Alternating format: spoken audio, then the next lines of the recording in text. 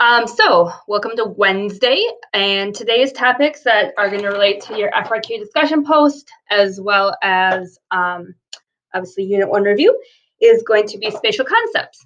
So a lot of these concepts that we're going to be talking about today really are just general geography concepts, but because obviously the geography takes a spatial perspective and spatial approach, they're really important to all of the study that we do in human geography and any type of geography. And so these will come up again and again throughout all the other units, including things like migration and culture and diffusion and political geography. And so these are really just kind of the groundwork, the building blocks that we build our rest of our units on. And so to start, we have the 5 themes of geography: location, region, place, movement, and interaction. We're going to focus a little bit on location and place today. And interaction is meant to be human environment interaction. But we're not going to focus too much on region or human environment interaction because those are actually going to be focused on Thursday and Friday. So human environment interaction is tomorrow. That's kind of an entirely separate concept in the AP curriculum, as well as region will be on Friday. And so we'll hold off on those two. And then movement is going to relate to concepts like flow. Other types of spatial concepts: space, place, flows and patterns, distance decay, and time-space compression we are going to focus on today. All right, so the first one is just location versus place. You probably learned this in your 8th grade or just regular geography class. And we talked about this at the beginning of the year, but location is just where it is, and place is then what is it like? So where is it? Location, place, what is it like? What are the characteristics of that place? And so when we talk about location, we think about absolute location, the exact coordinates of the address, and then the relative location, which is oftentimes really important, is how is it related to other things? This is also going to bring us into concepts such as region and just spatial interaction and connections and connectedness are all kind of tied together. Place, on the other hand, the human and physical characteristics. So what is the cultural landscape like? What is the physical characteristics, and how are those tied together with how do those interact with humans as well? And then 2 other words that I just pulled out from Unit 1 were sense of place and perceptions of place. So we, as human beings, create meaning with place, and we have a sense of place, and those are positive, and those are negative, neutral, but we have our own experiences and our own emotions attached to place. And perception of places are mental images and ideas about places that we have never been. And so when you think about a region of the world, even if you've never been there, you might have a perception of what that place is going to be like if you were to ever go there, or what the people might be like.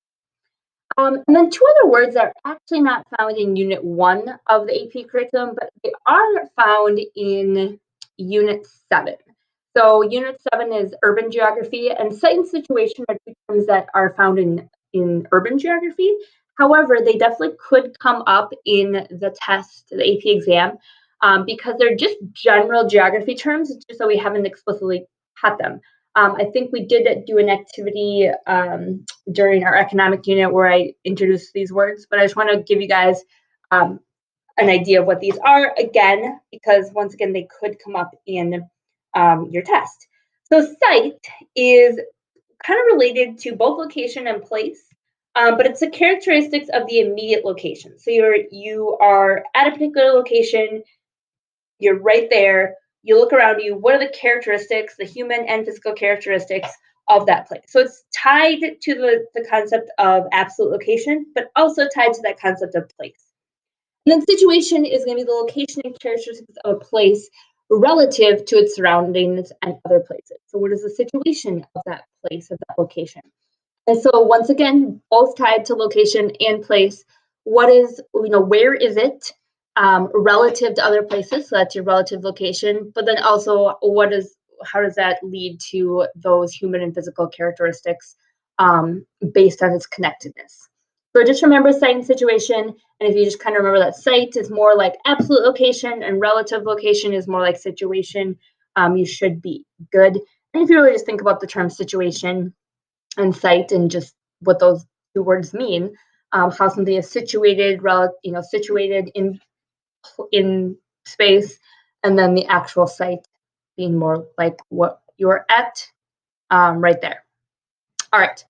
So let me see. Yeah. Okay. All right. Right, distance decay and time-space compression.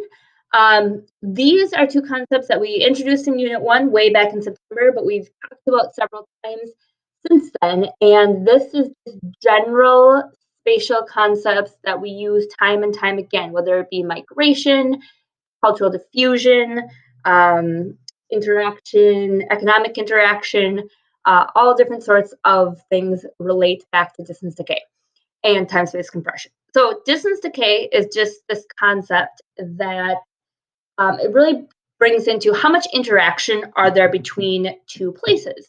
And it says, very kind of, this is kind of like common sense, that as you get further away, okay, as those two locations are further away, there's going to be less interaction. And so that is going to, that's going to be related to anything. It also relates to this term friction of distance. So friction of distance just means that distance has costs to it. There's more, energy that takes place for you to get to one location to another. Time and energy, time and distance are going to be less interaction. On the other hand, time-space compression says, well, the ability for us to communicate and to travel across very large distances has made it so that interaction is more likely to take place across large distances because of our increase in or our advancements in transportation and communication. So if we take a look at it a little bit differently, we have distance decay over here, which we have our hearth, wherever the first location is. The further you get away from that, the less interaction there's going to be. But time-space compression says that some of these interactions have been compressed, meaning that there is more likely to be interaction between two places that have more connectivity. Now, some places are less connected, and there's still going to be a lot of friction of distance. There's still going to be a lot of distance decay. But if two places have a lot of interaction, it's easier communication, easier transportation between two places, then those places are going to be compressed. So it just takes into account those advancements. All right, the last couple terms, I guess, are flows and patterns. And flow is the concept that maps oftentimes show us that things don't just stay static, they don't just stay in one place, but they move. So this really ties to this concept of movement, one of those 5 themes of geography. And this map right here shows the United States trade flows by partner countries. So it shows us who our trading partners are and the flow of goods and or services between those two countries. And this would be an example of a flow map. But just the flows is a spatial concept that shows that movement. Another map, I'm going to pull up really quick right here, is a world migration map. This is a world migration map of the migration flows between different countries between 2010 and 2015, I believe. So once again, that things don't just stay static, people don't just stay static, goods don't just stay static, ideas don't just stay in one place. There is interaction, there's movement across space.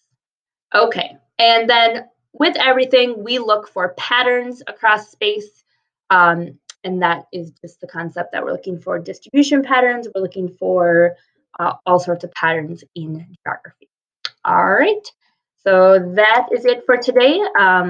Feel free to email me if you have any questions. All right, have a good one.